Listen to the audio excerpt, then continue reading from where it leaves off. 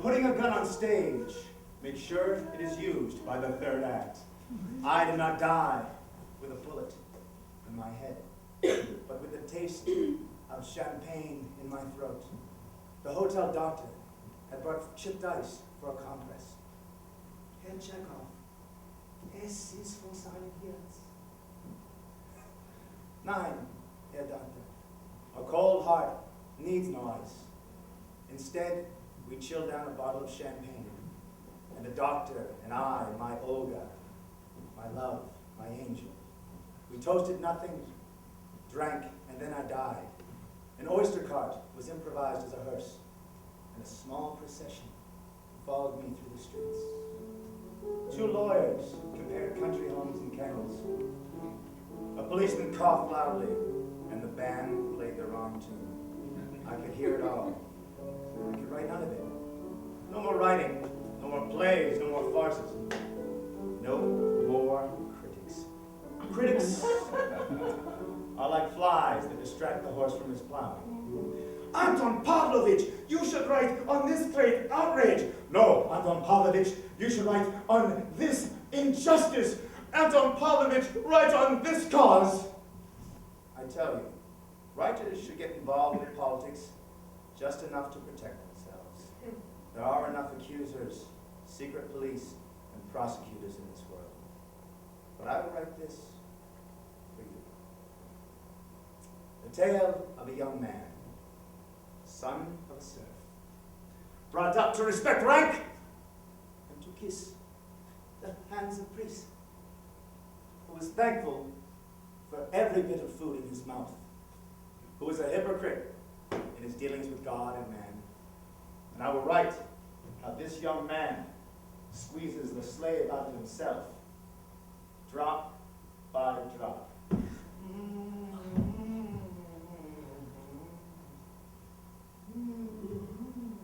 Oh, 2 hours late, Peters.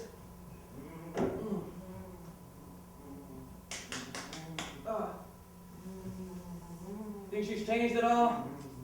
Oh, she was a magnificent girl. My father had a shop nearby, and one day, drunk as usual, just punched me. Wow. Square in the nose, blood dripping everywhere. Lyuba standing right here, looking out the window, sees me, comes outside, and gets me. Me. Brings me in here, kneels me down by this wash basin, cleans me up. He says, "Don't cry, little peasant. You'll laugh at your wedding day." 5 years, Fierce. Think she'll still recognize me? This way, Mama. Do you remember which room this is? The nursery. Oh, so cold. Mother, your rooms are the same as when you left. The white. My dear, sweet little room. I slept here when I was a little girl, and now I'm like a little girl again. Varya hasn't changed a bit. She still looks like a nun. The train was almost 2 hours late. What kind of efficiency is that? My room! My windows! Just as if I'd never been away. In the morning, I'll wake up. I'll run up to the orchard. Only I could get some sleep. I didn't sleep the whole way here. I was worn out with worry. Peter Trofimov has arrived. Petya.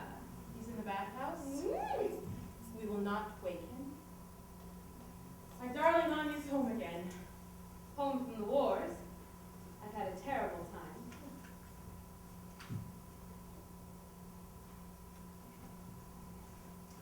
Fierce. Mother will be asking for coffee. So what? Have you paid the interest? What do you think? Oh my God, how dreadful. This estate will be sold in August. Oh my God. Ooh. Varya, has he proposed? No. Why not? He does love you. Why can't you get it all settled? What are you both waiting for? I think he's entirely too busy. Everything is very vague, and people keep congratulating us, and there's really nothing in it at all. Ah, the pendant looks like a bumblebee. Yes, Mother bought it. Do you know, in Paris, I went up in a balloon. My darling Anya's home again.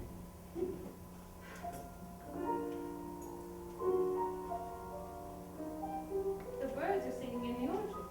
What time is it now?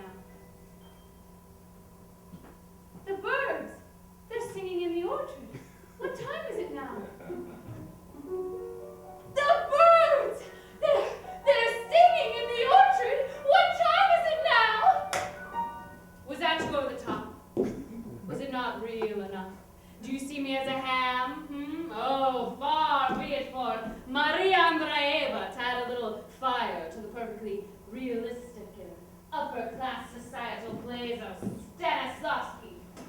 No, let us stick to the living room dramas of Sir Anton Chekhov. Yes, I am a member of this Moscow Arts Theater, but the year is now 1904, and I no longer wish to be Anya or Varya. When Chekhov himself asked me to play the part, I told him plainly that these characters, like so many of the Russian stage, are too aristocratic. But to be in the theater of Maxim Gorky, to work with and look up to and love a revolutionary, to be in more plays like The Lower Depths, to be a part of a theater that speaks for the people, to the people, a theater that does more than paint pretty pictures of real life, a theater that educates the people and angers them, a theater that ignites the fuse on the Russian Revolution. So, I'm resigning from my life of the past, from my marriage, from this non-socialist theater. Today, I become the Bolshevik phenomenon of my secret pamphlet-hoarding life. Today, I choose to serve my country and not myself. I am Maria Fedorovna Andreeva, and I'm an actress, a revolutionary. Oh, what was that? We should warn Mother's Pietas here. I gave orders not to wake him. 6 years since Father died. And only a month after that, Grisha was drowned in the river. My brother was such a pretty boy. It was too much for Mother. She just dropped everything. Dropped everything and went away with never a glance behind her. How well I understand her if only she knew. And Pietro Trofimov was Grisha's tutor. He'll bring back memories. Mistress, taking a coffee in here. She's back from Paris. She went to Paris once. He went by the post shakes. What are you going on about now? Oh, my lady has returned. I can die now. Let me remember. Yellow ball in the side pocket, straight shut off the corner. And right down the middle. Oh, sister. Sister, just think. When we were little, we used to sleep in this very room. Now I'm almost 51. Strange, isn't it? Time marches on. I say again. Time, it marches on, I would say. Who's wearing that cheap cologne? I'm going to bed. Oh, my sweet little girl, I'm very glad to be home. I still can't get used to it myself. Good night, Uncle. Oh, God bless you, dear. You know, you're going to look so much like your mother. Oh, no, you. Doesn't she look so much like you did when you were her age? A little Lyuba. Lyuba is Russian for love, and love is what I do. Love is an action, the freest one there is. A body in love is a body on fire.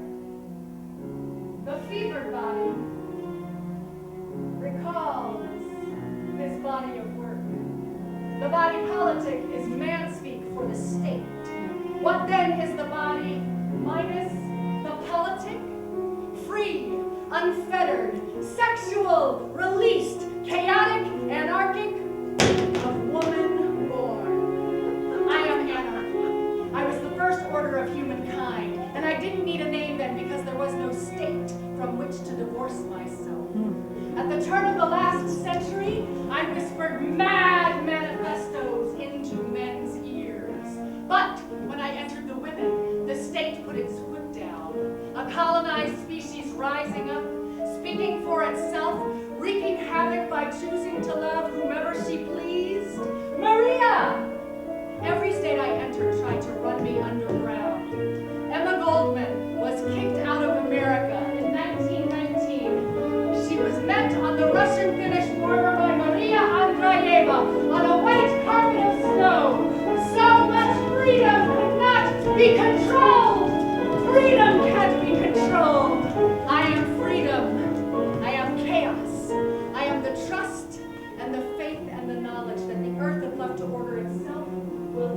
must act. Dismantle the state. Divorce your husbands. Take your bodies back from the politic. My name is Lyuba. Love, an action, the freest one there is. Well, sir, it's nearly 3 a.m. Time you were on your way. Varya, you haven't changed a bit. I'll just drink my coffee and then we'll all turn in. Oh, thank you, Fierce. I've got used to coffee. I drink it day and night. Well, I couldn't see anything from the train. I was crying all the time. Oh, dear old friend, I'm so glad to find you still alive. I really must be going on the next train. It's quite a shame. I would love to stay and talk with you just a little bit longer. You are just as magnificent as ever. Oh no, I think you look even more lovely. Dressed in those Paris fashions, you lose my head completely. Yes, your brother here calls me a no-good lout of a peasant. Out for what I can give him. I don't give a damn about that. All I care about is that you look at me with those irresistible and heartbreaking eyes. Merciful heaven. My father was a peasant, and your father and grandfather owned him. But you, it really was no one else but you. You treated me so well at one point in my life that I now look at you like my own flesh and blood, or maybe even more than flesh and blood. I can't sit still. I really can't. Laugh at me if you will. I'm sitting. Oh, my dear, sweet little bookcase. My own little table. Did I tell you Nanny died while you were away? Yes, God rest her soul. I would like to give you some nice and cheerful news. Now, as you know, your house is going to be sold at auction, August 22nd, to pay off your debts. But I don't want you to worry about that. Yermolay Lopatkin has a plan. Now, you know, your estate lies only 10 miles from town. But there's a new railroad that runs right by here. If we take the land along the river, divide that land up into building plots, and lease those plots out for weekend cottages, I will guarantee you a yearly income of 25,000 rubles. Oh, that's absurd. Of course, there will have to be some work done. You're going to have to take down those cottages there, this old place here, and you're probably going to have to cut down the cherry orchard, but I can guarantee... My sweet little man, you don't know what you're talking about. If there's anything interesting, in fact, quite remarkable in this entire province, it's our cherry orchard. The one thing that is remarkable about that cherry orchard is that it's very big. It only produces fruit every other year, and no one knows what to do with it. Oh, no. Look, our cherry orchards even mentioned in the encyclopedia. I have thought this through. And if we don't come to a decision soon, your estate and the entire orchard, they're going to be sold at auction. There's no other way around it. Nerve yourself. 50 years ago, they would take the cherries and they would dry them, and they would also pickle them and perfume them. And year after year, after year, after year, Look, just shut up, Fierce. after year, they would send them off to Kharkov and Moscow, and the cherries, they were so juicy. Where is the recipe now, Fierce? What's that? Where is the recipe now, Fierce? They've forgotten it, yeah. Now you see, until now, your land has been divided between the gentry and the peasants. But there is now a new man emerging, your weekend traveler. And this weekend traveler is... Mother. These are right for you, on your way. They're from Paris. I'm finished with Paris. Do you have any idea how old this bookcase is? Last week I pulled out the bottom shelf and there was a date burned into the back of the wood. 100 years.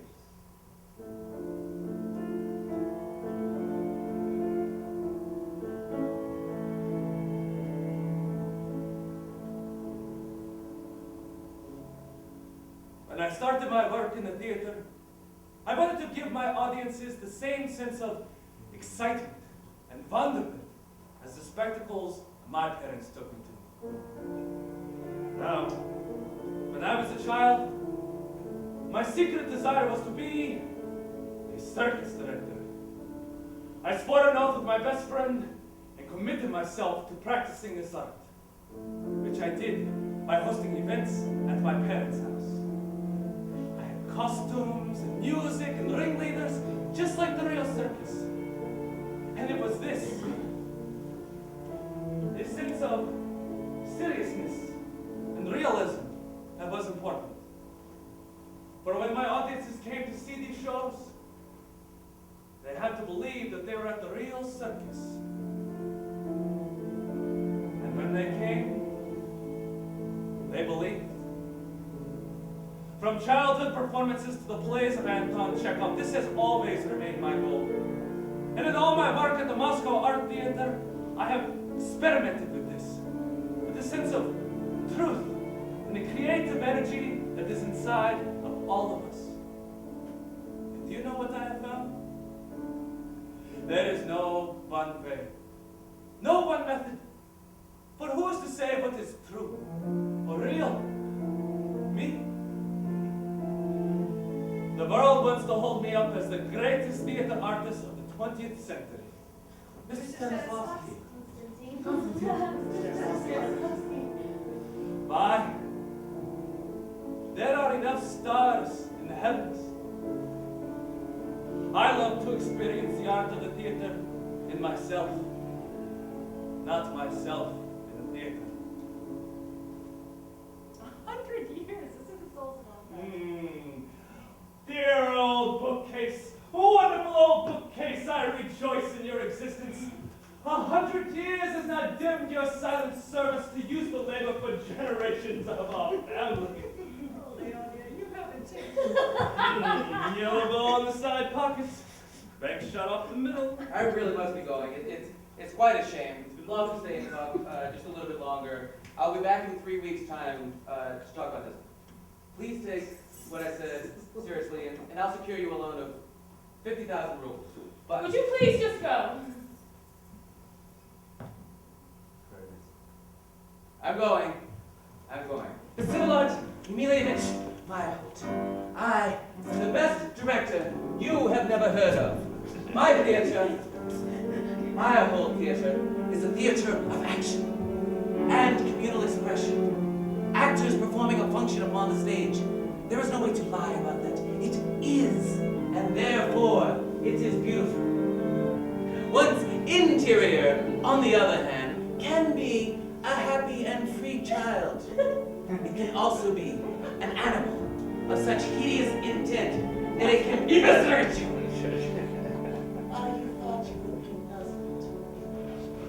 I was Soviet. Biomechanics was the highest form of Soviet art. One day the pendulum swung too far. Stanislavsky avoided the cross. When you work on the interior, you can dress it up to suit whatever master you wish. But at the beginning, we were working not as masters and slaves, but as people, as artists. Those days never seem to last very long, and they can never be taken away. But why are we so quick? Just stand. A bull! The man is a bull! Oh, I'm sorry. Varya's gonna marry him. He's Varya's intended. Don't ever do it. Varya, I should only be too pleased. He's such a nice man. Ah, Mother, look what glorious trees. My childhood.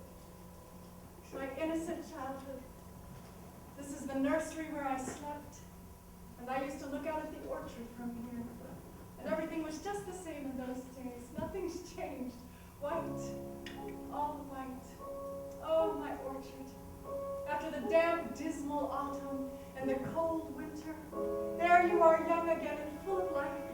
The angels in heaven haven't forsaken you. If only this stone could be removed from my chest, this weight from my shoulders. Yes. And now they're gonna sell the cherry orchard. Pay off our debts. It's strange, isn't it? There's Mother, walking through the orchard in a white dress. Wait. It's Mother.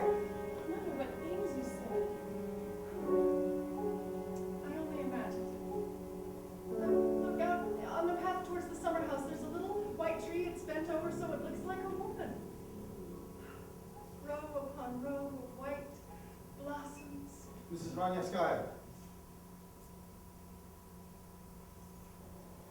I was told to wait until the morning, but I really wanted to speak with you.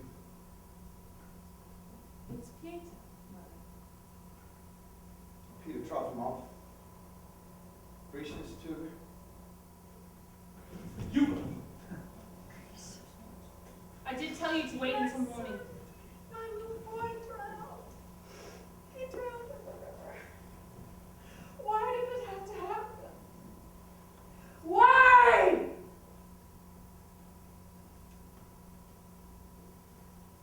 I was asleep in the next room. Here I am making a scene. Well, Petya, why do you look so old, and why have you grown so ugly? The woman on the train today, she called me that seedy-looking gent. Well, when I figured you were just a nice little undergraduate, and now you've got these funny little pants with the patches on them. Surely you're not still a student. Well, I'll obviously be a student for the rest of my life. We'll go to bed then.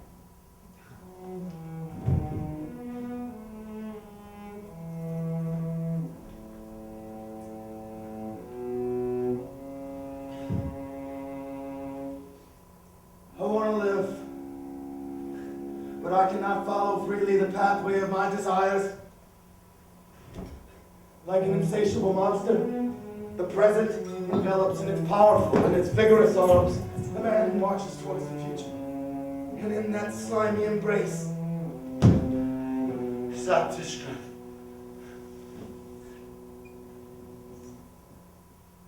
I am Maxim Gorky, and I am not a member of this Moscow art theater.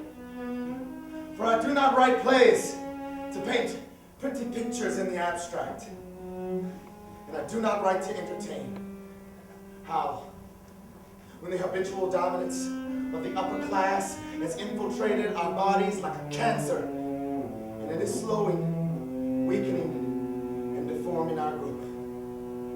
Were we brought here to sit idly as we look at the hideous aspect of this life, with its eyes infinitely sad in their expression, bearing down upon the lower depths of a land and a people who live on their knees?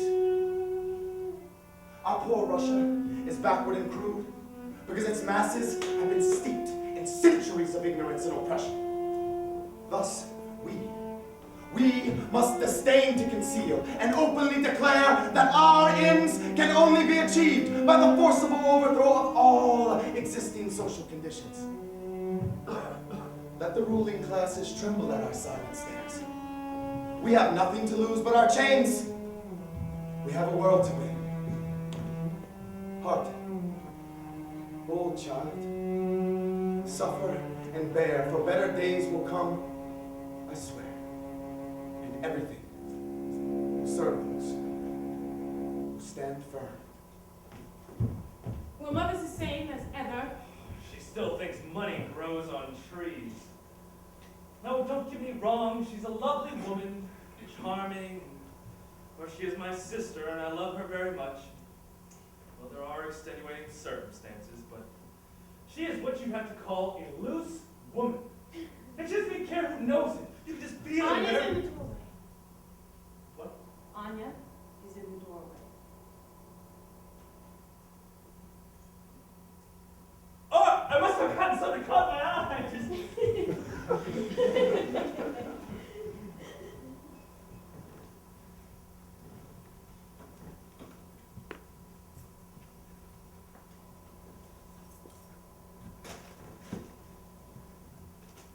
Kid. My dear child.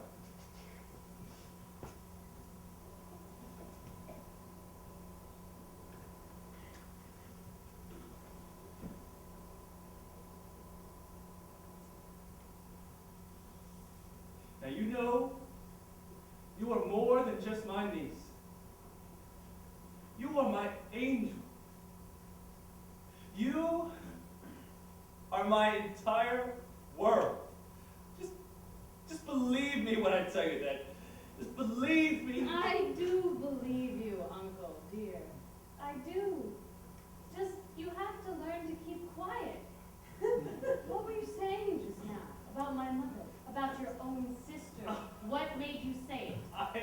know it was awful. Look, just a couple minutes ago, I was making a speech to a piece of furniture. It was so stupid. It is true, Uncle. You should just keep quiet. If you stopped talking, you'd feel easier in your own mind.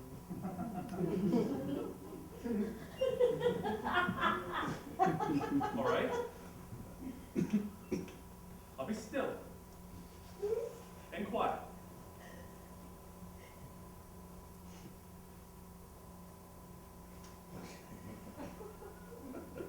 Only right now I have to talk a little bit more business. Look, on Thursday I was at the county courthouse and there was a group of us talking just this and that, and it turns out that I might be able to secure a promissory note for enough money to pay off the mortgage. Well, maybe the Lord will help. I'm going in on Tuesday, and I will speak to them again. Don't whine. Your mother will talk to Lepokin. He can't refuse her. And you, when you're feeling rested, you go to Yaroslavl and speak with your godmother, and there, we'll be working on 3 fronts at once. We're sure to succeed. What a good man you are, Uncle. So smart and clever. I'm calm now. I'm happy. Oh, lay that on dry head. You have no shame, you walk on. It's 4 o'clock in the morning. You go to bed, Pierce. I can undress myself. You can't do that. Go to bed.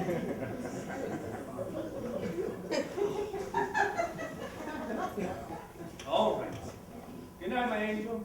Good night, Uncle. Good night. You know, these peasants love me. They really love me because you just have to get to know them. You get to know them. Uncle, You Uncle, go to bed, Pierce. You're awful. You'll have all in the side pocket. Clean shut.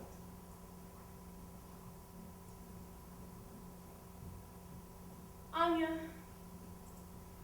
while you're away, something very strange happened. Anya? Are you asleep?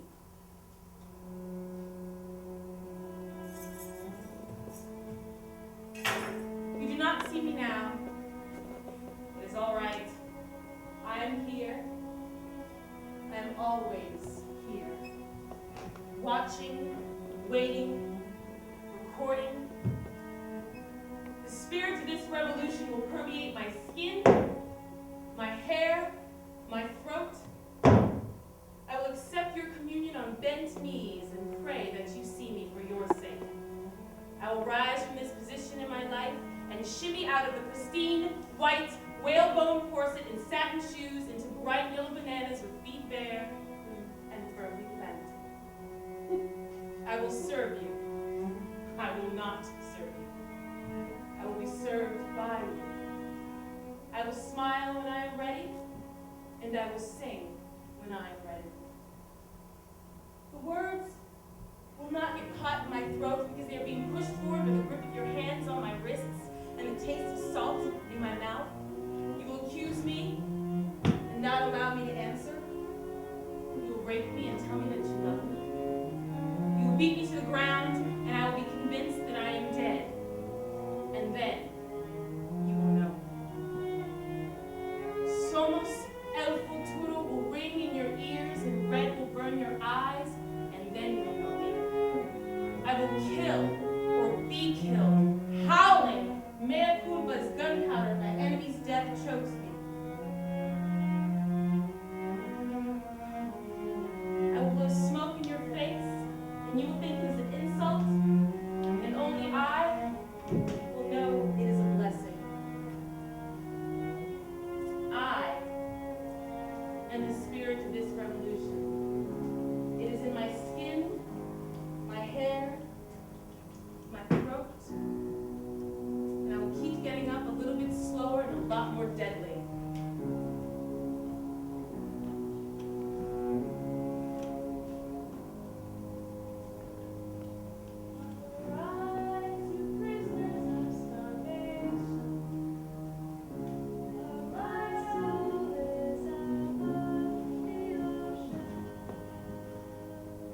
my footsteps between the slightly open door.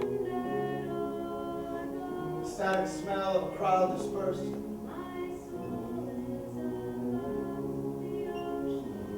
Maria Andreeva's dressing room.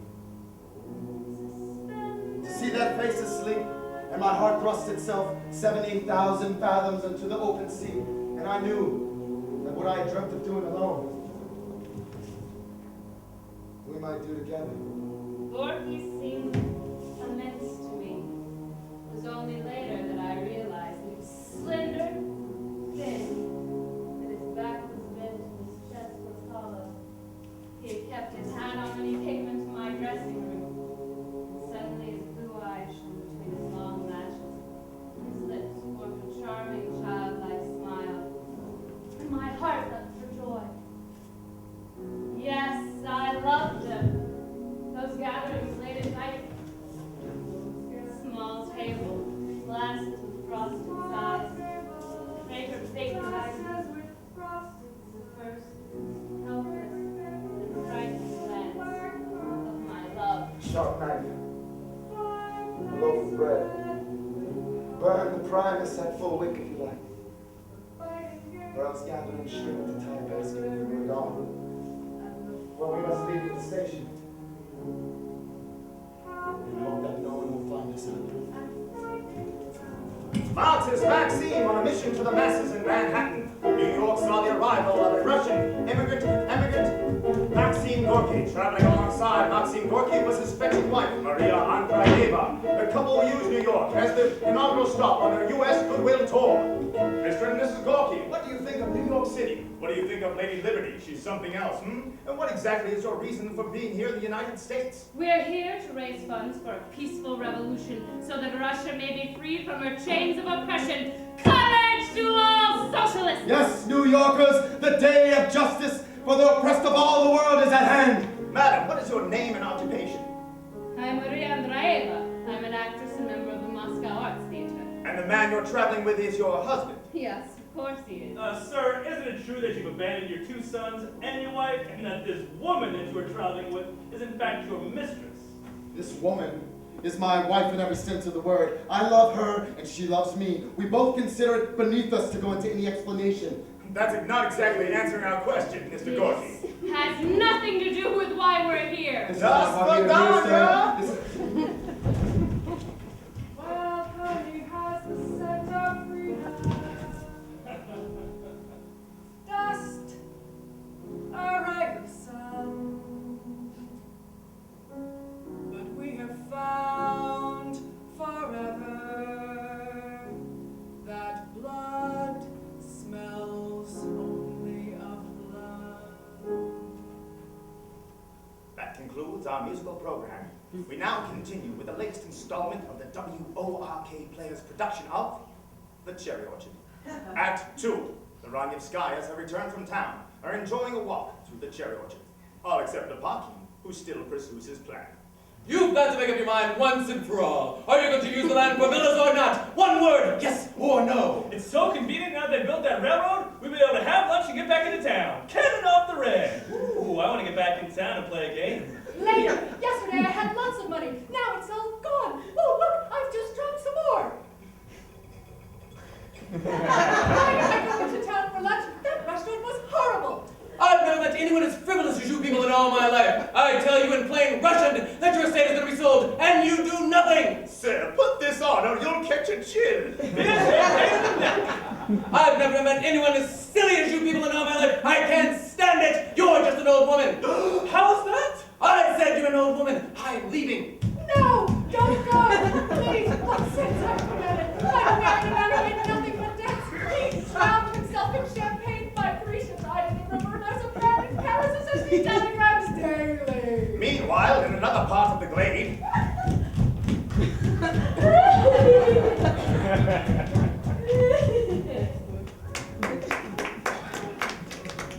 What have you done to me, Kazan? Why don't I love the cherry orchard like I used to? I loved it so tenderly. I thought there was no place finer on earth. All of Russia is our orchard, Anna. The world is broad and beautiful, and there are many marvelous places. The house we live in has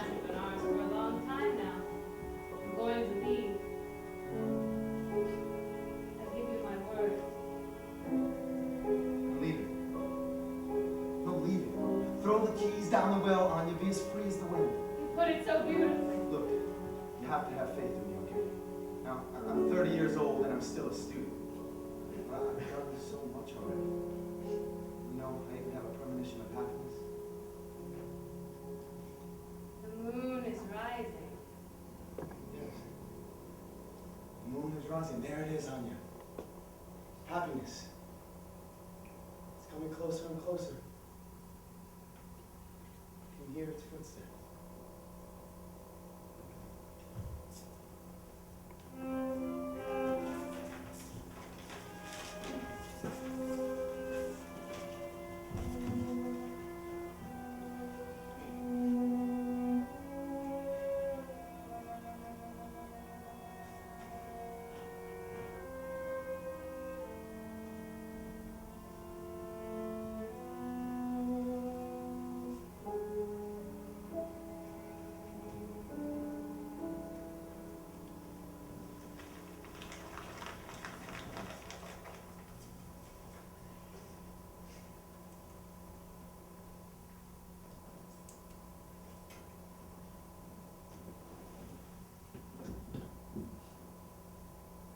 Could even make a break for it now. I spend the rest of my days in a coffin. Put that down, Cliffy. You can't join the party if you're dead. Jesus Christ, Harold. You don't deserve to be a member of the Internationale. I'm not talking about the Reds. We're having a party here. We just saw the Moscow Arts Theater do the Cherry Orchard. It gave me an idea. We're meeting here to drink it over. We, Harold, you don't even live here. Who's we? Other than that, Mrs. Lincoln, how'd you like your play? Opening nights are tough, and they should be. We should have labor and toil. Just like the Russians. You know this, Cliffy? I wish you could have seen them. They were amazing. The girl, Varya, astounding. Beautiful. Almost as lovely as my Stella here. And she's a communist. And she's inspired. We can do that. No wooden action, wooden direction, wooden words. My mouth is filled with sweat. We don't need to go outside ourselves. In honor of our president-elect, the only thing we need to fear is to fear ourselves. Hey, what's going on here? We're having a celebration. You don't even live here. All right, what are we celebrating? We are celebrating we. Everyone, meet our host, Ilya Kazan. Ilya is Strasberg. Sharon Crawford. You know my Stella. Mrs. Hallie Flanagan. She's visiting from Vassal. You know your roommate, Clifford Odettes. Ilya is one of the best actors we have in town. Cliffy, did you write this? Well, it's like a first draft. This is like an attempt. I'm working over a few things. First an actor, now a playwright. You don't know what to fail at, do you? Hey, Cliffy, don't be modest. We could all learn from Cliffy. He was sitting there, pages strewn about, laboring over that one line. Didn't even put a gun to his head to feel the actor's desperation. Like in Yiddish theater. We did this one play once, right, where the hero contemplates suicide and puts a gun to his head. And he was so convincing, sitting there sweating and all wretched, that people really thought he was going to do it, right? So they'd buy tickets for that one scene and then place bets on whether or not he was going to pull the trigger. So I asked him, I said, how do you achieve that look of despair? And you know what he said? He thinks of the worst possible thing he can. Which was? An ice cold shower. That's Freud. Yeah, that's the journey of the interior. You go inside, you get it all mucked up, you bring it out, you shine it on stage. I propose we start a troupe. Self-sufficient, not dependent on the vile whims of producers. How are you going to make money? You're great with business, Sharon. Lee knows Stanislavsky. He's a writer. We'll make a star out of Ilya. No. No stars. Fine, a constellation then. No, an ensemble. Like each part equal and necessary. What Lenin did on the stage in Petrograd, we'll do right here on our stage in America. And what would you call it? Something simple and snappy. The group theater. To the group theater? To the group theater! And Cliffy, relax. You'll have plenty of time to make revolution. You write us a good play, okay? Now remember, if it gives answers, that's propaganda. If it asks questions, that's theater. I can do both, Lee. Look, Ilya. Remember the one I was working on last week? Stormbirds are working class. Oh, yeah. Show Ilya there. All right. Hear it, boys, hear it? Coast to coast, hello, America, hello! We are Stormbirds of the working class, our bones and blood. And when we die, they'll know what we did to create a better world. Christ cut us up into little pieces. We will die for what is right. plant fruit trees where our ashes are. So what's the answer? Strike. Louder! Strike. Louder! Strike!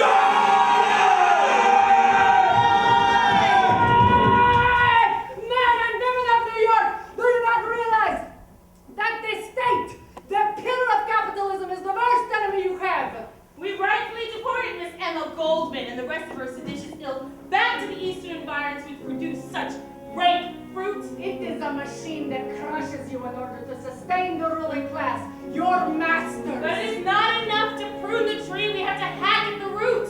Fifth Avenue is a citadel of money and gold. Roots that are deeply entrenched in this country. Yet there you stand, a giant, starved and fettered, shorn of his strength. Producing the deadly bloom of Bolshevism. Demonstrate before the palaces of the rich. This is why this humble servant applauds the House on Un-American activities and the venerable senator dies. Demand work. If they deny you work, demand bread. If they deny you both, take bread. It is your sacred right. I look forward to the excoriation of the Federal Theater Project, which hides under the guise of culture, but is in fact its demise. Mrs. Flanagan, please state your position for the record. I am National Director of the Federal Theater Project under the Works Progress Administration. Before holding that position, you traveled abroad 12 to 14 months, is that correct? Yes, I did. You spent the majority of time in which country? In Russia. In Russia, Mrs. Flanagan. Did you state in the New York Daily Times of September 2nd, 1935, that the Russian theater was, quote, a live and vital event, but the American theater was, quote, a tiresome and boresome matter? I did find that. And I think that opinion would be borne out by any theater artist who has witnessed both. And what is it about the theaters of Russia that make them more vital and important than the theaters of America? I have maintained consistently that we are building an American theater, which must be founded on American principles, which has nothing to do with Russian theater. I know, but you are not answering the question. Well, I will go back and answer it then. The Russians, if we are to go into this, are a very gifted and talented people. While I was there, I witnessed a beautiful ballet based on fairy tales. Miss Flanagan, if we are to go into this, those fairy tales, they all have a little bit of a moral value to them, don't they? I don't know if that be a moral in Russia or not. We're speaking on the theater. Let us continue with the theater. Mrs. Flanagan, proceed. I had gone to Russia to witness the incomparable art which we have seen in Stanislavsky's theater, and to see for myself what role theater has to play in the new order, and how it is affected by that order. See, now mankind marches onward, right? Ever perfecting his powers, and the things that seem unattainable to us today will one day be within our reach.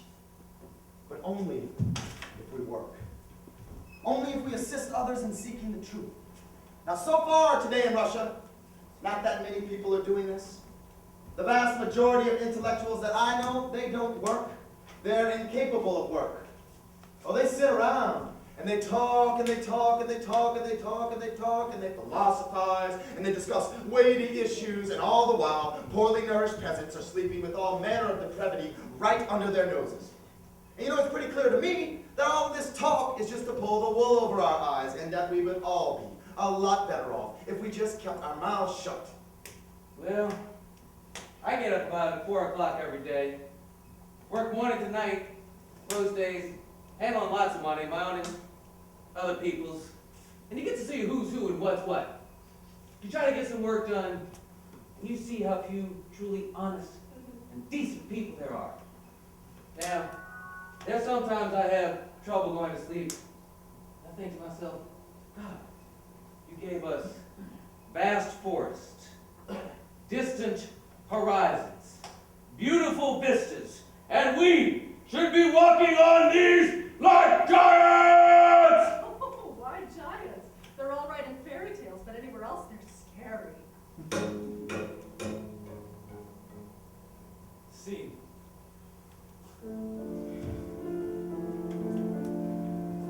If the mosquitoes are really that bad, why don't you just leave? And Priscilla, when you have your own theater, you do it your way. For now, realism. You, come here.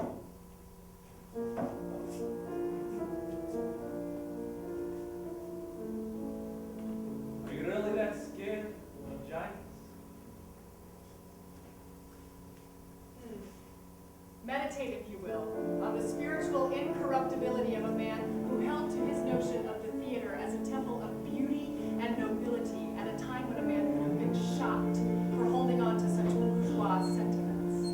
On that October night, when the soldiers gathered in the secret dark around the Kremlin, the Moscow Art Theater actors, despite warnings, played the cherry orchard. The spectators left the theater in silence. Many of them running straight to the barricades. Shooting began, and as I ran home in the dark, I stumbled against a priest, and I thought, they are shooting there. We are duty-bound to go. He to the church, and I to the theater. He to pray, and I to create for those who seek respite. You can be the handsome, the horse, or the whip on its haunches. Better to be the man wielding the whip, the man who threads fate's needle and leads Dame History about the dance floor. Not like these gilly nippers waiting in the wings. Directors, tell me where to walk and stand. Tell me when to twirl my mustache. I will twirl my own blasted mustache, which reminds me, I need more mascara for my mustache! I want it black as a Bedouin. I want it as black as that tragic Moor. Tragedy. I'll give them tragedy. Directors who force the bloom and ravage the muse. Directors who impugn upon the sovereignty of the players, not unlike that stretched out tyrant in Washington, D.C., who hides his contempt and his prevarications in his long pauses, that bone-faced director that desecrates the bonds of this union and pushes his citizens about the abattoir of the stage. 5 minutes, Mr. Boothe. Thank you, Five.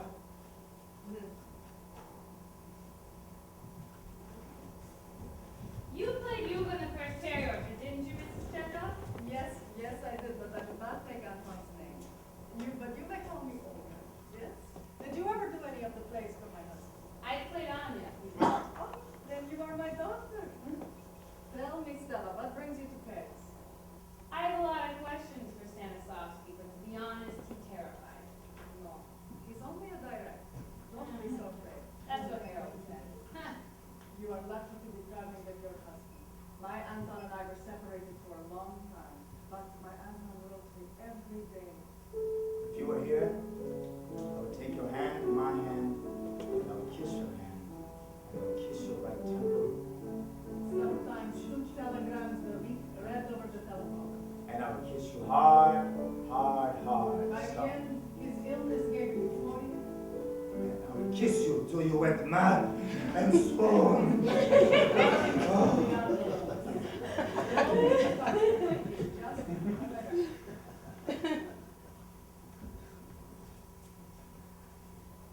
Mrs. Stanislavsky. Oh, hello. Here. Have a seat. Here. Take some seat. A little bird. I'm Stella Adler. Yes, I know who you are. We were at the same party last night, but we never spoke. I apologize, it's just... It's okay. You know, I saw you and your father on the stage when you were a little girl. Dad. Yes. You and he were very funny. Oh God, I miss you. You're the perfect wife. You're like the moon. You're not my sky every night. The problem is that when we work with Lee Strasberg, we spend so much time focusing on our own lives that I forget I'm supposed to be playing a character, and sometimes it works. But what I really end up doing is just remembering these emotional, horrible things that have happened to me. It's just about my details.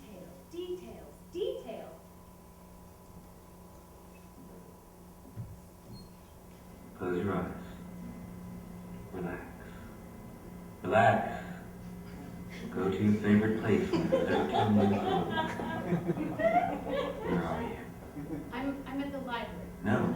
Be more specific. I'm in the fairy tale section of... No. Be more specific. I'm standing in front of aisle 13. What do you hear? I don't hear much because it's No. the library. Be more I'm in specific. the library, Steve. There's not... What do you feel? I feel No. kind of... Be more I specific. feel so... No.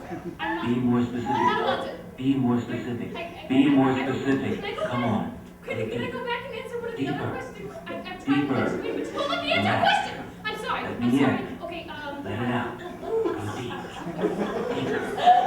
Deeper. Deeper. My child, what are you doing? You're making yourself crazy. Stop begging in your letters, Olga. I will marry you the day I go to Moscow. I just don't want you to tell anyone, no one, until after the ceremony. I hate the ceremony. But congratulations! I'm acting. Or at least I think I am. See, the problem is, I've listened to Lee. I've read your books. Between the two of you, I don't know anything about acting. It's not about knowing. It's about experimenting. Thinking about your own life's experience is one way. One way. But theater is about action. And when we are married, I will buy a little dacha. 2 rooms. One to write, and the other to entertain the ladies. You should stop in over. I'll show you.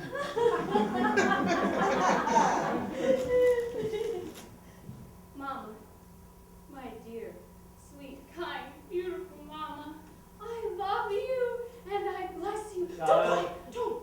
What is the action of this scene? I'm convincing her that everything will be okay. No. What is the ordinary thing you are doing? Something you can accomplish. I can't wait for you to read the play. The mother character is the best I've ever written. She's an aged slut with no financial sense. I think you'd be perfect. Actual action. Yes. Acting is truthful when you yourself are convinced. This is one of the essences of realism, and it starts with something that you can accomplish. And I am standing her back on her own 2 feet. All hell breaks loose in Act 3. There's Jewish music and waltzing, magic tricks, bad French. I just hope Constantine doesn't screw it up. He thinks it's a drama. Being here right now, doing and then feeling, that's an actor's job. If I'm not present on the stage, I might as well be in the audience. Yes, eating popcorn in the front row, yes. Stella, an actor's job is to serve the theater, never herself. Let's try again. Where are you, and what are you doing? I'm dancing in the ballroom of the family estate. Lyuba dances alone, What do you see? You see Mama dancing with all the guests. which means she wants to dance with everyone. What do you hear? The station master recites Tolstoy's The Sinner. There's a funny little man reciting a poem in the corner. What does his voice sound like? It's a clear and light soprano. No tenor. He sings the poem in a rough, strong bass voice. Excellent. Now take that girl that you see and make me see. My extraordinary actress, I bow low before you. Mama, we plant a new orchard, lovelier still. And when you see it, you'll understand. Very, very low. And gladness will come down upon your heart, Mama. A quiet, deep gladness, like evening sunlight. So very low, my head touches the bottom of my well. And you'll smile again, Mama. Write to me, Olga. My angel, my dog, my wife. Where's my wife? Eunice! Eunice, get my girl down here. I want my wife down here, Eunice! Get my wife down here! I want my wife down here! Stella! Stella! Wrong. Look, Kowalski isn't motivated by some jungle animalistic impulse, but this city, the atavism of the market. Look, his is the frustration of the worker that finds release by ravaging work. Yeah, that's what I thought. Never done a day in your life. Work is your medication. What I'm talking about is he needs to unleash the emotion. Okay, I'm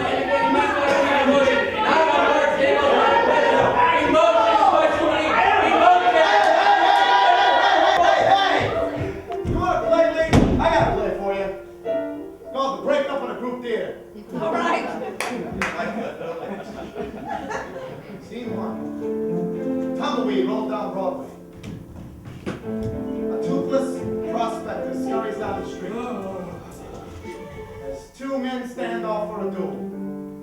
Lee Strasberg versus Harold Clem. Psychological realism. Group dynamic. Killer! A knife fight breaks out between the Puerto Ricans and the Cowboys. Scratch!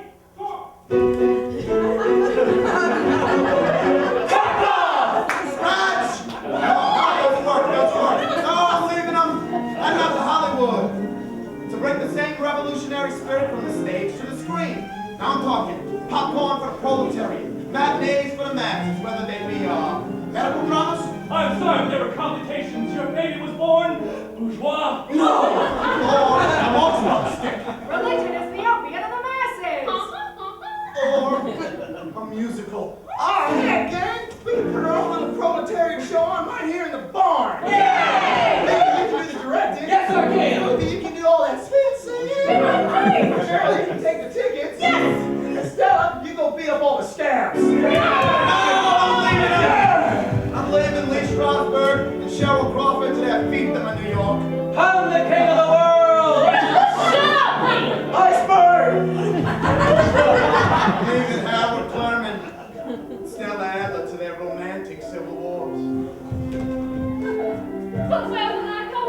What will I do? Frankly, my dear, I'm going to start a small repertory theater.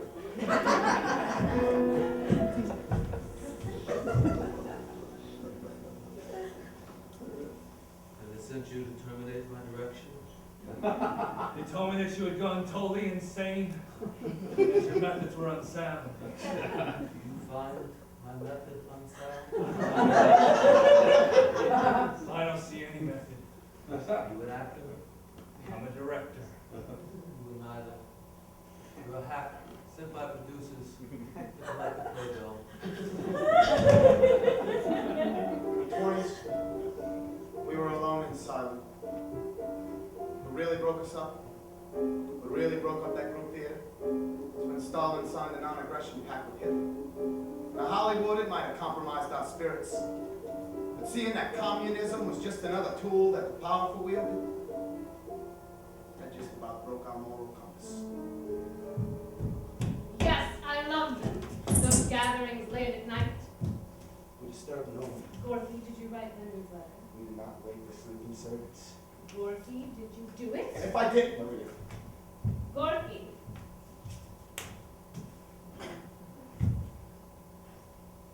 we must hope that no one will find us out. Goodbye, Gorky. Thank you, Maria. There's a woman waiting for you. Mr. Gorky, allow me to introduce myself. My name is Emma Goldman. Hardly necessary. I know a good deal about your revolutionary activities. It is a pleasure, Miss Goldman.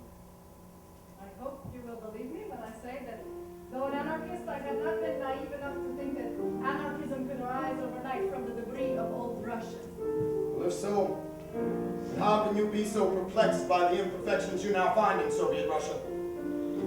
Our poor Russia is backward and crude, because its masses have been steeped in centuries of ignorance and oppression, and are thus brutal and lazy beyond any other people in the world. But it was the brutal and lazy Russian people who rose first in revolt. 3 revolutions in 12 years. Their will gave birth to October. That was not conscious social feeling, but mere wrath accumulated for decades. Lenin was the real parent of the October Revolution. Miracle worker, you're Lenin. But I seem to remember at times that you did not always think him a god, nor his comrades infallible. You wrote the scathing arraignment of him in your own publication. What has caused this change? I attacked the Bolsheviki. But the march of events led me to believe that a revolution in a primitive country led by a barbarous people could not move forward without resulting in drastic methods.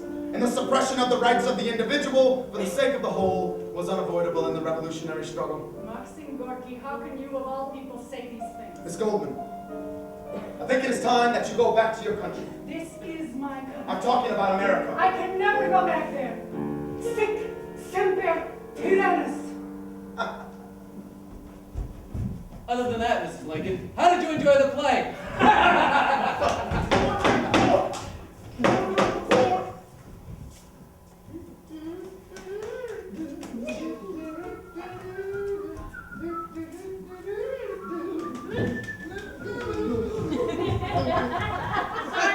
Sorry to have kept you waiting.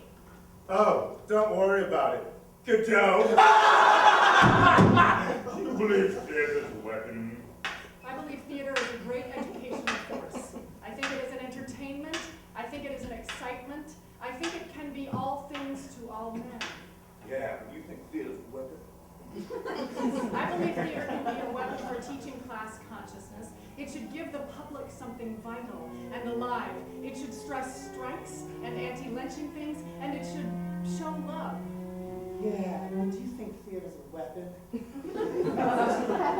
One social class over another?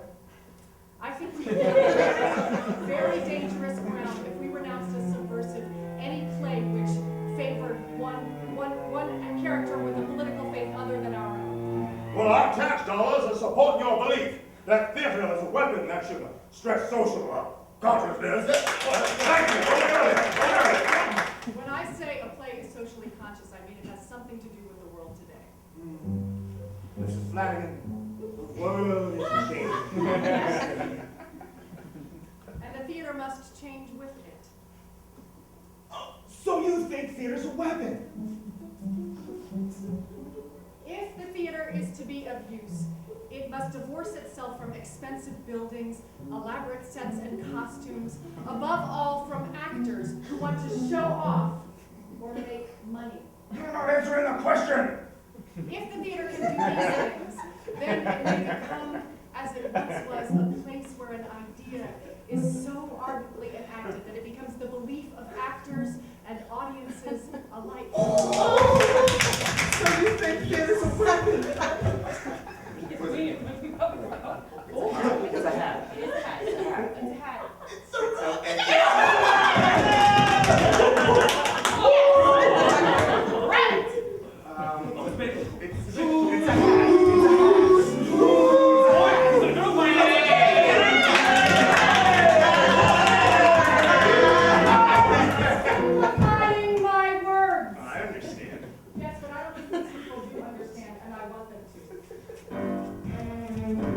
The revolution ripped the Russian stage wide open. Demand actors who are athletes and acrobats, whose acting must partake of the honesty of wood and the steely rightness of metal. A revolutionist who fought in the Red Army, Meyerhold has proved himself willing to die for the principles he is now expressing on the stage. Comrade Meyerhold, would you say your early success was due to the complete support that the Soviet Union gave you? I agree that in the early days, the party did exemplary work in allowing for the development of new artists and allowing new audiences to seek out these forms. It has been written by several culture ministers that your non-realist theater was created as a way to subvert authority. I embraced symbolism because it was the one way that let audience and actor alike experience the joys of an infinite and spiritual universe, unlike realism, which ends at the tip of the actor's nose. Comrade, have you always had such a problem with authority? Sins we've committed. Oh, what sins have you committed? They say I'm eating all my substance in sugar candies. Oh, my sins! I married a man who made nothing but debts. He died of champagne. Do you not think your work is Western and therefore decadent? My work is Soviet and has always been Soviet. It's not. I saw such an awfully funny thing at the theater last night. I'm sure it wasn't funny at all. You oughtn't to go see plays. You ought to stay home and look at yourself. What a gray, dull life you lead. It's true. We lead such silly lives. It's not. Soviet realism required from the artist truthful, historically concrete representations of that reality in its revolutionary development. I have explained this before. If you can't or won't understand how my work is Soviet, that can't be helped. Do Soviet art and the Soviet public really need such a theater? I'm getting a job in a bank. 6,000 rubles a year. Did you hear? Do Soviet art and the Soviet public really need such a theater? The party teaches us that it is not enough to merely admit our mistakes, but we must learn from their nature and their essence so that others may learn from them, especially our young people. He said nothing about the nature of his mistakes which led to his theater being closed on command of the party. Repudiate the confessions that were beaten out of me. And I beg you, as head of government, to save me and restore me my freedom. I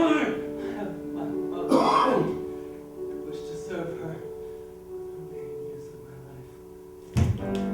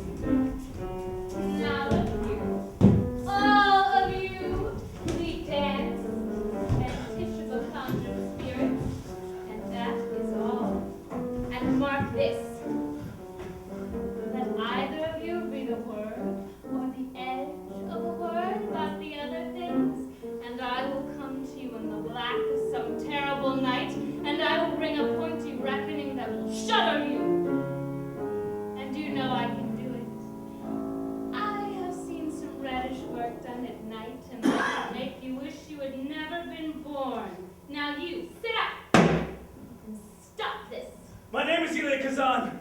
I joined the Communist Party in the summer of 1934. I got out a year and a half later. I have no spy stories to tell because there were no spies. It was not even clear to me in 1934 that the American Communist Party was taking its orders directly from the Kremlin. Mr. Chairman, I understand the philosophy behind that question, but I want you to understand mine. As Arthur Miller, I cannot use the name of another person and bring trouble upon them. I wouldn't make it any more difficult for anybody else. I ask that you do not ask me that question. I won't answer anything about myself. Because I have. There's a certain sadness in hurting political, but I'd rather hurt them a little than myself a lot. Oh, how hard it is when pretense falls. But it falls, it falls. You have done your duty. I hope it is your last hypocrisy. I pray you will come again with sweeter news for me. I know you will, now that your duty is almost done. Good night. Fear not. I will save you tomorrow. From yourself, I will save you. It's amazing that whenever the crucible is performed, on any of the 5 continents, there's always a certain sense of wonder. That the same terror that is happening to them has happened to others before. And it's all very strange. I want to repeat emphatically that the communists attempt to control the group theater failed. Oh sure, there was some talk and a great deal of influence, but they never succeeded in controlling the group, and that is because control of the group theater stayed firmly in the hands of 3 committed non-communist directors: Cheryl Crawford, Harold Clerman, and Lee Strasberg. But then again, the devil is known for luring people into forgetting what is so vital for them to remember. I mean, how else could his endless reappearances always come as such a pleasant surprise? I would imagine I would never feel towards him what a friend should feel, nor I imagine he towards me. I want to open myself. I want the light of God. I want the sweet love of Jesus. I danced with the devil, and the teacher made me. I signed his book. I go back to Jesus. I kiss his hand. I saw Sarah Good with the devil. I saw Woody Crawford with the devil. I saw Woody Howe. Louis Leverett. I saw Woody Silver with the devil. J. Edward Brommer. Morris Kornofsky. Tony Graber. He was the one who got me into the party. Paula Miller. I saw Paula Miller with the red devil. Art Smith. I saw Art Smith. B.J. Jerome. B.J. Jerome. Clifford Odettes. He told me he got out about the same time I did. I saw Hallie Flanagan with the red devil. We've heard considerable testimony that numerous people working on the Ventral Theater project were communists. We got that from one or two who are members of the Communist Party themselves. May I ask who your sources were? You do remember testimony regarding the dissemination of communistic material on federal project property? I have never heard of subversive or communistic literature being posted on project bulletin boards, nor have I ever been aware of a communist meeting taking place on project property. So what I have to go on is that your witnesses alleged that such things took place. Seeing how we have testimony that Stevedore, a subversive play that is filled with profanity, was produced by the Federal Theater Project, I believe we should set down on the record these excerpts so that people may know what type of profanity our tax dollars are supporting. Page 42, Walcott. God damn them anyhow. Who they think I am, like I'm some sort of animal who jump over a back fence and rape a woman. Page 29. You're too goddamn uppity, you black blank of a blank. How dare you talk to me that way? Gentlemen, I suggest we submit the text in regional accents for added realism. Second. Bonnie, page 42. That little skinny boy, Lord, he couldn't write nothing. He's just a big hunk of horse rump, that's all. Well, I'll be goddamn if you can use my car to help rape a nigger. Christ almighty, rape nigger. By God, some nigger raped her. And why do I want to go and start that rape stuff up again? Rape my! Yeah, right. You let him get away with it. No white woman will be safe on the streets anymore. Christ almighty, how would you feel if we lent him his car in some niggery? Hey, you think I'm your size, brown sugar? You must be one hot mom. No, you couldn't handle me. You ain't man enough. That red-headed blank of a blank, I got him. Let's get that bastard. Yeah! Throw him out of here! Goddamn nigger lover! We'll kill every black bastard behind that wood pile. State your name for the record. My name is Robeson, and to whom am I speaking? You are speaking to the chairman of this committee. You're the author of all the bills that are going to keep good, decent people out of this country. No, only your kind. You don't want any colored people? We are trying to make it easier to get rid of your kind, too. You don't want any black people to come into this country. Proceed! Can I say that the real reason that I'm here today is that I fight for the rights and the independence of the colonial peoples of Africa. For many years I have so labored, and I can say modestly that my name is honored all over Africa in the struggle for their independence. Can I also say that I am here today because when I am abroad, I speak out against the injustices committed against the Negro people of this country. That is why I'm here. And I'm not being tried because I am a communist. I'm being tried because I speak. I'm being tried because I speak out.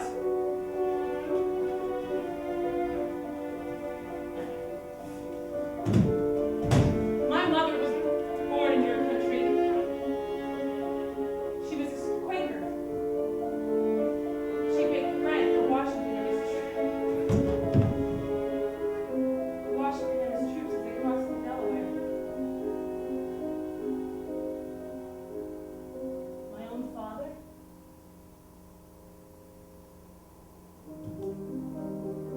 was a slave. I stand here struggling for the rights of my people who are still second-class citizens in this United States of America.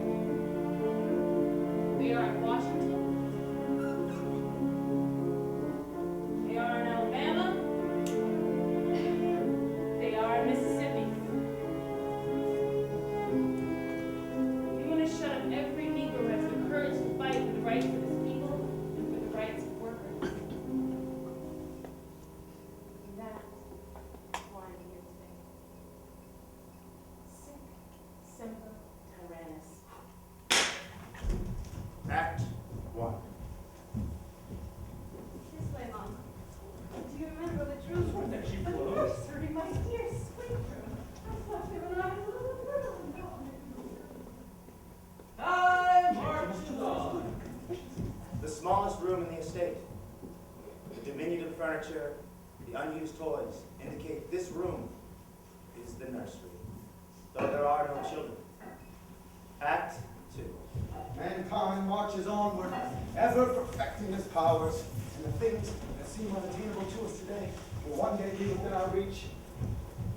We should be walking on these like A large field in the middle of the cherry orchard. The servants have slipped away for a picnic. It is interrupted by the mistress of the house. Have the actors slap themselves as if warding off mosquitoes. It's very realistic. And frankly, it is. Act 3. The ballroom of the estate. I bought it! I bought it! The cherry orchard's mine! The Jewish orchestra plays. Everyone waltzes. Charlotta does magic tricks. This chick stands in the corner, giving out the commands for the waltz in French. Very bad French. Act 4. The new owner of the cherry orchard closes the estate for the winter. With portraying this character, show his loneliness. Do not show his loneliness as aberration. For no man, no civilized man, is so lonely as when he's surrounded by his family. What are you looking for now, Varya? Hello! New life! Give him a little bit. I had to myself. I can't remember where. It's chilly, Olga. Farewell, house! Why are we I so passed busy? it myself.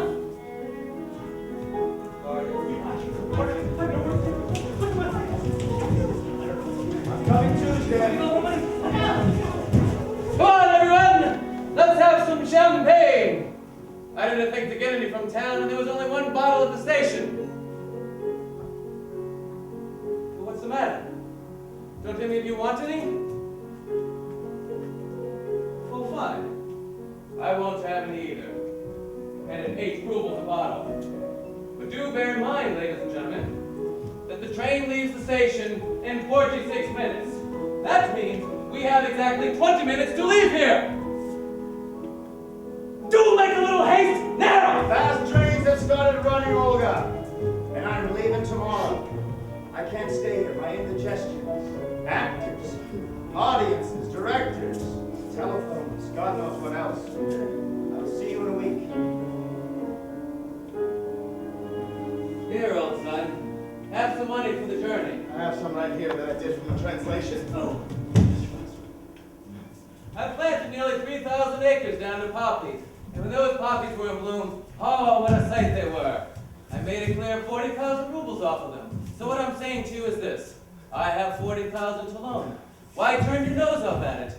I'm a peasant, plain and simple. I'm not going to tie it up in a pink ribbon for you. Your father was a peasant. Your father. And mine kept a chemist shop, and from that follows absolutely nothing. Leave it. Leave it. Now offer me 200,000 if you like. And I still wouldn't take it. I'm a free man. And all of this that you all value so highly, rich men and beggars alike, you can't really science to the power of me.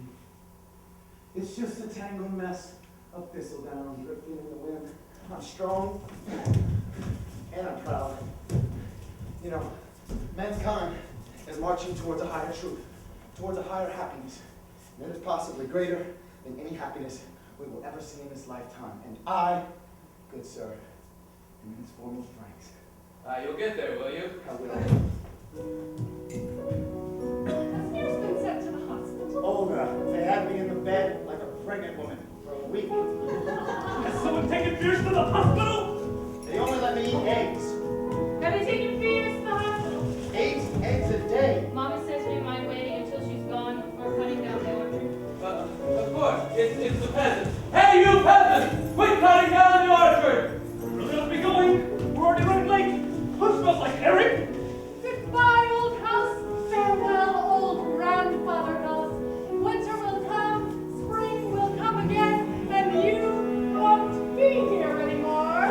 You'll be pulled down. Olga, spring has arrived. The weather is fine. And dullness reigns. What will we do afterwards? Think about Moscow.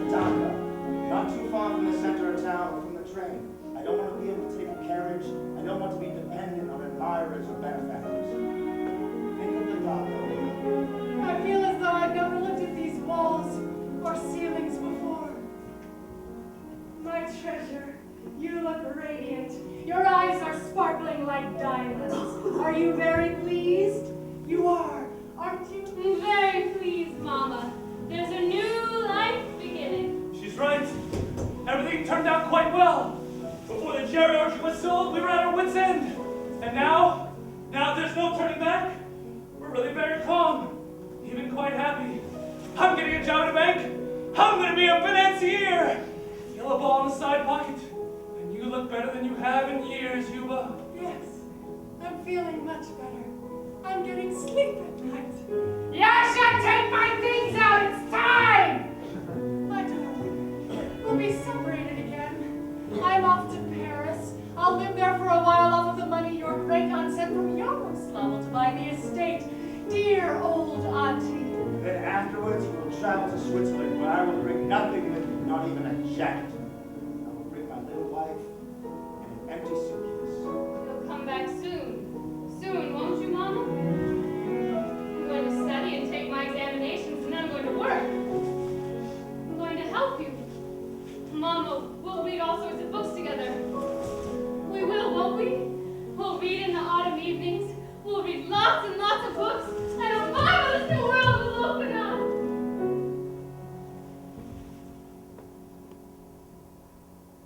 Come back, Mama.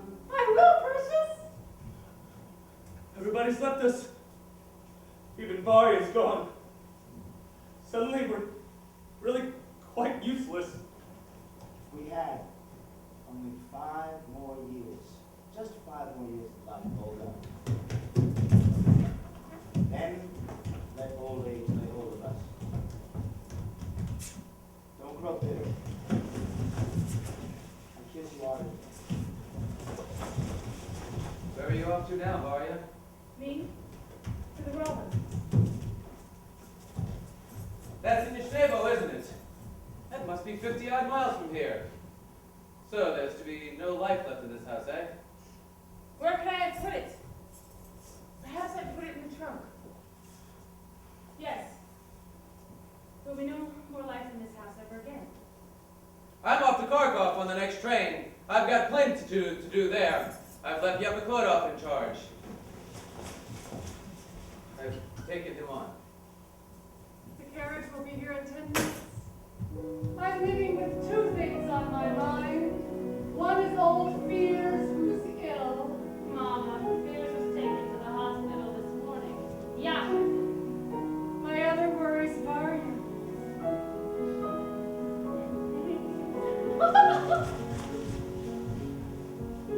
You know, I had hoped to see the 2 of you married, Yermolay Alexeyevich, and everything pointed to it.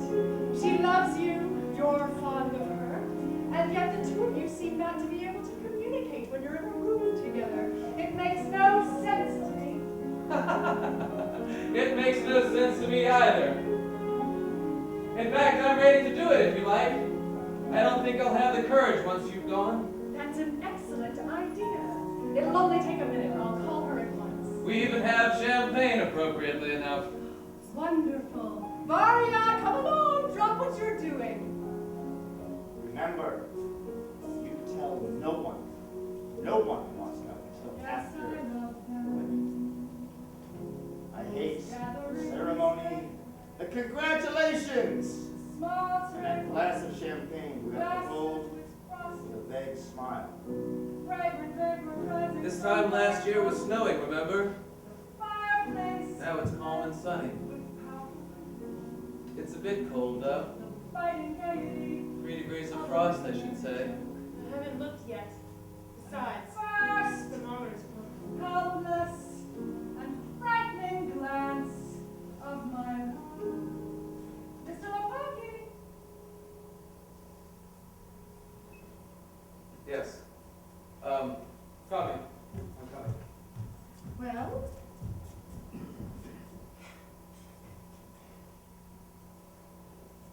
We must be going. Yes. Tired of coming and going, Olga. I live on the lot. Siberia, Japan, Ceylon. Ceylon back to Moscow. Moscow to St. Petersburg. Then to Bremen. Join me in Germany, Olga. Please. I'm a transplanted tree there. I'm uprooted from my native soil. I love to drink. I don't drink. I love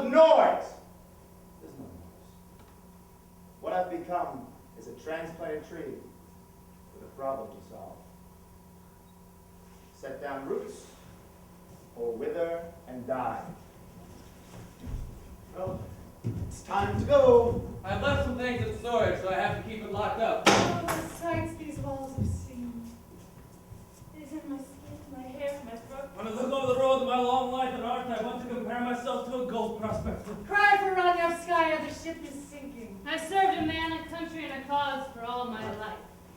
High on the revolution. Who must wash thousands of tons of sand and stone? Silk dresses dissolve in salt water. No, my existence won't be commemorated in the naming of plazas. We are the To revolution. find a few pieces of noble metal.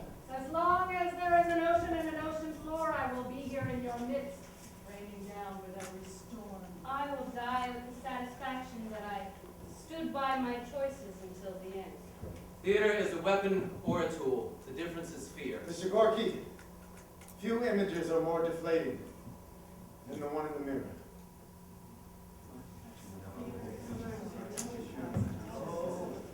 Hello?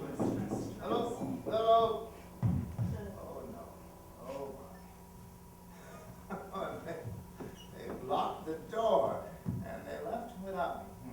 Well, these young people today, then, just rest right here for a moment, then. Mr.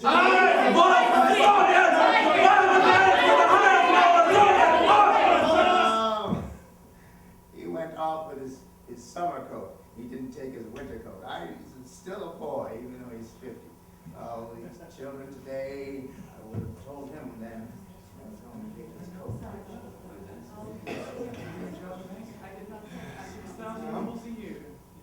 I will just wait here until they return. I'm just a silly old man, I guess. My life never even happened. Mom, Mother, we're coming.